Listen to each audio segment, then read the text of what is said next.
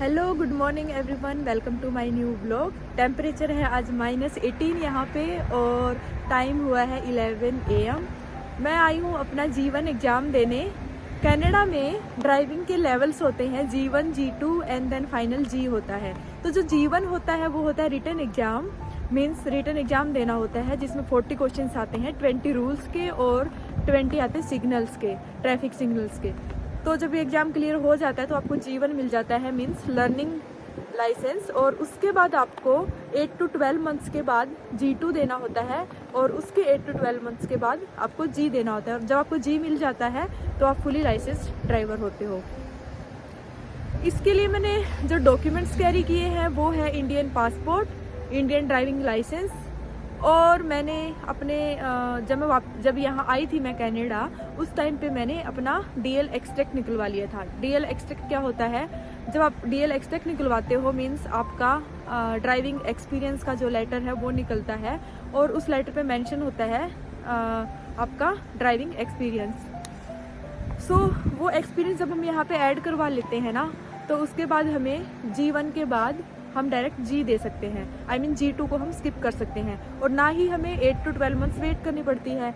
तो जो waiting time है ना वो बच जाता है हमारा और हम किसी भी टाइम I mean G2 या G एग्ज़ाम दे सकते हैं। तो ये इसका फ़ायदा होता है। अगर आपके पास आपके होम कंट्री में आपके पास ड्राइविंग एक्सपीरियंस है तो DL एक्सट्रैक्ट लेकर आना ना भूलें।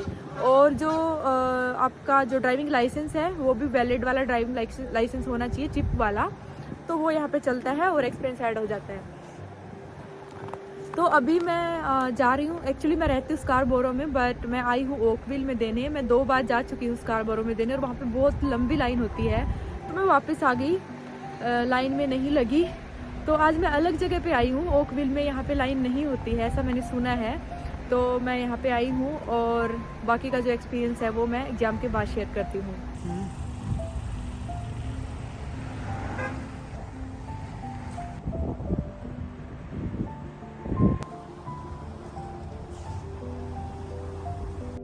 तो जी मेरा ड्राइविंग लाइसेंस जो है G1 एग्ज़ाम वो आ चुका है, टेम्परेरी 1। ये डॉक्यूमेंट्स कुछ दिए हैं मुझे और एक पेपर दिया है जिस पे लिखा है टेम्परेरी ड्राइविंग लाइसेंस।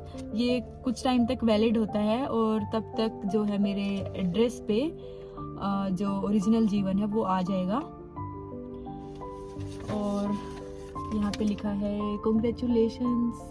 तो अभी बात करते हैं एग्ज़ाम की। क्वेश्चंस होते हैं ज़्यादा टफ नहीं होते, बट हाँ पढ़ने पड़ते हैं एक बार। गूगल पे सब ट्यूटोरियल्स अवेलेबल होता है और मॉक टेस्ट भी है। तो मैंने 2-3 मॉक टेस्ट दिए थे तो मेरे को थोड़ा कॉन्फिडेंस आ गया था कि शायद मैं क्लियर कर लूँगी, तो मैं देने आ गई यहाँ पे। लेकिन सबसे पहले जो रूल्स वाला एग्ज़ाम था ना उसमें मैं फ़ेल हो गई और सेकेंड जो सिग्नल्स वाला था उसमें मैं पास हो गई। तो अब एक में फ़ेल हुई, एक में पास हूँ, तो मैंने क्या किया, रीटेक। तो रीटेक में क्या होता है, दोनों में से अगर आप एक में पास हो जाते हो और एक में फेल होते हो तो जिसमें पास होते हैं ना वो नहीं आपको दोबारा देना पड़ता, फेल जिसमें हुए हैं वो देना पड़ता है। तो मेरा जो रूल्स वाला फिर से हुआ और मैं तो यही रिकमेंड करूँगी कि आप रीटेक दो। अगर आप एक दिन देने आए हो, आपके पैसे लगे हैं, तो रीटेक करते रहो और हो जाएगा क्लियर। 3-4 रीटेक में हो जाएगा। तो मैंने जब सेकेंड वाला दिया उसमें सेम क्वेश्चंस थे जो फर्स्ट टाइम आए थे, 2 या 3 क्वेश्चन अलग थे बस।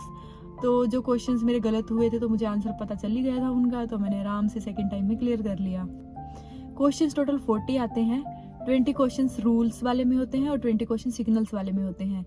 20 में से 16 ठीक करने होते हैं और वैसे ही सेकंड वाले एग्जाम में 20 में से 16 ठीक करने होते हैं। 16 मीन्स 32 आपके ठीक है तो आप पास हो। तो अब बात करते हैं एग्ज़ाम फीस की। जो नॉलेज टेस्ट होता है उसकी जो फीस होती है वो होती है $16 और लाइसेंस की फ़ी होती है 90 मीन्स 106 आपको टोटल पे करना पड़ता है।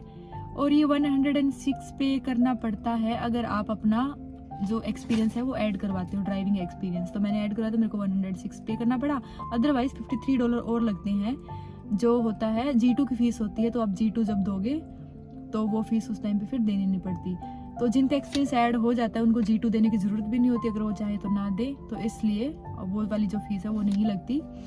और अगर एग्जाम में आप फेल हो जाते हो और आप रीटेक करते हो तो आपको $16 फिर से देना पड़ता है, फिर से रीटेक दोगे फिर से 16 ऐसे करके आप कितनी मर्जी बार दे सकते हो। सो मेरा जीवन हो गया है क्लियर और अब हैप्पी मूड से मैं जा रही हूँ अपने घर और ब्लॉग भी करती हूँ। एंड अगर ब्लॉग अच्छा लगा है तो ब्लॉग को लाइक कर देना, शेयर कर देना, चैनल पे नए हो तो सब्सक्राइब कर देना।